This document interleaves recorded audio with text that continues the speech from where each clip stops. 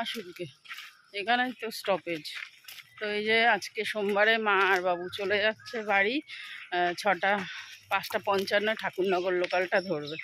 তো আমি একটু স্টেশন পর্যন্ত দিয়ে আসব ব্যাগগুলো তুলে।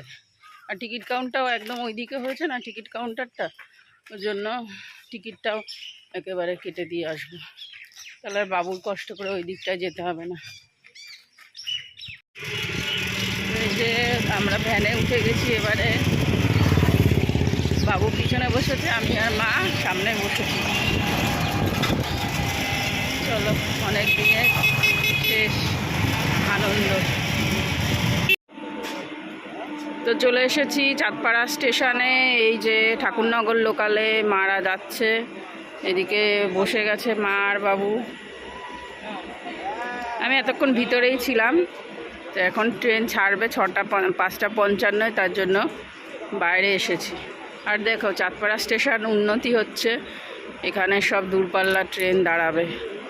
এই যে এরকম করছে। এখনই ট্রেন ছাড়ার টাইমও হয়ে গেছে। আর ওই দেখো কালীদির হোটেল, বিখ্যাত কালীদির হোটেল। আমি যাইনি কোনোদিনও কালীদির হোটেলে। আত্মীয় স্বজন বাড়িতে আসলে তখন আর না ভিডিও করা খুব একটা হয় না, কারণ তাদের সঙ্গে টাইম দেবো। আত্মীয় স্বজনকে তো আর সব দিন পাবো না, তারা সব দিন আমাদের বাড়ি আসবেও না, থাকবেও না।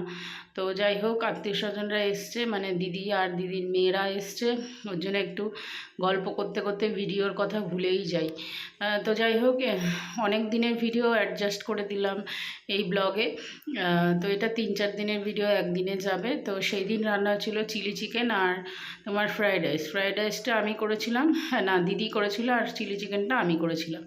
তো দিদি আমাদের চাঁদপাড়া বাজার ঘোরেনি কখনো, তো তার জন্য আজকে নিয়ে এসেছি চাঁদপাড়া বাজারে। তো ভালোই হয়েছে, আমার লাভ হয়ে গেছে একদিকে, কারণ দিদি আসলে তো বোনদের বেশি লাভই হয়, কারণ বোনরা খুব মানে জিনিসপত্র পায় দিদিদের, মানে ছোটোবেলার একটা আবদারে বলতে পারো। এখনও যা মানে মোটামুটি চাইবো দিদি আমাকে সেটাই দেওয়ার চেষ্টা করে। তো আমি কিছু চাইনি, তবুও দিদি আমাকে একটা লিপ লাইনার আর একটা ব্লাউজ আর একটা তোমার নেল পালিশ দিল। তো এই যে ব্লাউজের দোকানে ঢুকেছি। তো বাড়িতে এসে চারকোল নিয়ে এসেছিলো, তো আমাকে মাখিয়ে দিয়েছিল, প্লাস মার কিছু কিছু জায়গায় দাগ হয়েছিল, তো মাকেও বললো মাখতে, তো জোর করেই মাখিয়ে দিয়েছে মাকে। বেশ সুন্দর চারকোলটা, জানোই তো তোমরা, উঠে আসে। তো এই আর কি। তো এটা আবার নেক্সট দিনের ভিডিও। নেক্সট দিন হচ্ছে গিয়ে তোমার এটা বৃহস্পতিবারের ভিডিও। মোমো, মানে দিদির বড় মেয়ে, ও বানাবে ডিমের বিরিয়ানি। মিথ্যে কথা বলবো কেন, এই বয়সে কেউ মিথ্যে কথা বলে? যা আছে আমার তো সবার সামনে দিতে হবে। সেই দাও, তোমার পাল্লা ঠিক নেই নাকি? না, পাল্লা ঠিক আছে, বের হচ্ছে মানে একটা আচ্ছা, সোজা না, সব বেঁকে গেছে। হ্যাঁ, ওইটাই বলতে হবে। যেটা আছে সেটা তো স্বীকার করতে দাও, হ্যাঁ 1 কিলো দাও।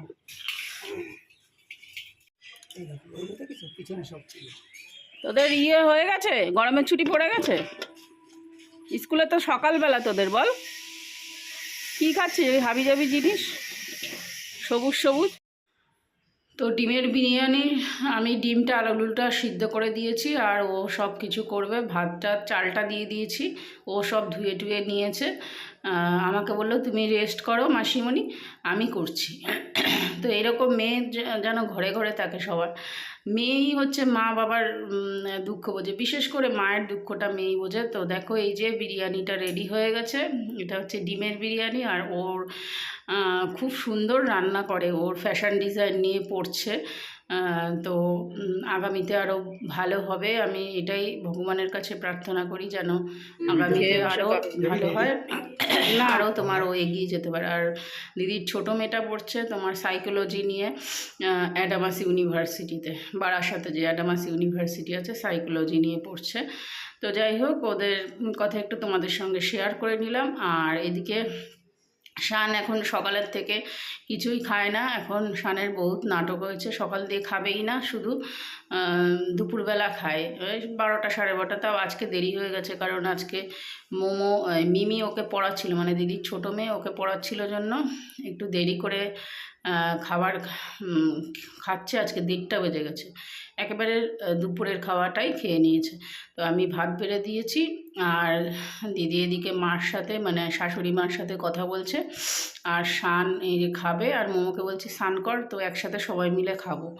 আর ওরা একদমই খায় না, সকাল দিয়ে যে বড় মেয়েটা কিছুই খায়নি, ওদের বলে খিদেই পায় না, ওরা কিছুই খায় না, ওদের খেতেই ইচ্ছা করেনি, এরকম একটা ব্যাপার। তো যাই হোক, যত খিদে মনে হয় আমারই হয়েছে। তো শানকে দিয়ে দিলাম এই ডিমের বিরিয়ানি, আর রায়তা করেছে, রায়তা এই যে পাশে দিচ্ছি, আর একটু গ্রেভি দেবো, মানে ঝোলটা বলেছি একটু ঝোল ঝোল রাখতে, কারণ শান আবার ঝোল খেতে তো পছন্দ করে, তো তার জন্য ঝোলটা দিয়ে দেবো একটু পরে। তো আমি বলছি মোমোকে যে তুই স্নান কর যা, আমরা একসাথে তো যে কদিন এসছি সে কদিন প্রায় খাওয়াই হয় না, আমি আগে খেয়ে নিই, আমার খিদে পেয়ে যায়, আর তোরা পরে খাস। তো এই যে বুনুকে যথেষ্ট ভালোবাসে, ওই জন্য বুনুকে আবার ভাতটা বেড়ে দিচ্ছে মোমো, আর আমি এদিকে ওপরে স্নান করতে এসেছি। এখন এতটাই গরম পড়েছে, ঘরের থেকে বেরোনোই যাচ্ছে না, এত গরমের তাপ, ঘরের মধ্যেই টেকা যাচ্ছে না, আর বাইরে তো তাপ হবে, কোথাও যেতে পারিনি এই কদিনে। ভাবছিলাম একটু ঘুমায় যাব ওদের নিয়ে, তো সেটাও পারলাম না, কারণ এতটাই তাপ না, বেরোতেই পারছি না। তো আমি বললাম যে আবার গরমের সময় আসবি, তখন তোকে নিয়ে যাব চাকলা মন্দিরে, লোকনাথের মন্দিরে যেটা। তো মা তো বাবুরা চলে গেল সোমবারে, তো তারপর থেকে মনটা খুব খারাপ। তবে দিদিরা এসেছিলো জন্য মনটা একটু ভালো হয়েছে, কারণ ওরা এই যে একাকিত্বটা সেটা ওরা আর কি ভরিয়ে দিল, মানে ছিল জন্য, নয়তো যে একা একা ছিলাম, শান্ত শানের মতো খেলা নিয়ে থাকে, মোবাইল নিয়ে পড়াশোনা নিয়ে থাকে। আমার যে একাকিত্বটা, একা একা বসে বসে বোরিং হওয়া ভালো লাগে না, তার জন্য ওরা এসে জন্য খুব মজা করে এই দিনগুলো কাটাচ্ছি। মানে এটা কথায় আছে, যেদিন যায় ভালোই যায়, দুঃখের দিন মানে কাটতে চায় না, সুখের দিনগুলো তাড়াতাড়ি জমাজম করে কেটে যায়।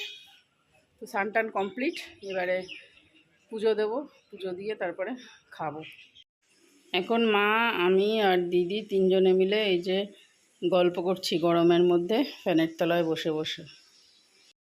তাহলে ভিডিওটা খেতে খেতেই এখানেই এন্ড করছি, নেক্সট ব্লগে দেখা হবে। ততক্ষণের জন্য তোমরা সবাই সুস্থ থেকো, সাবধানে থেকো, ভালো থেকো।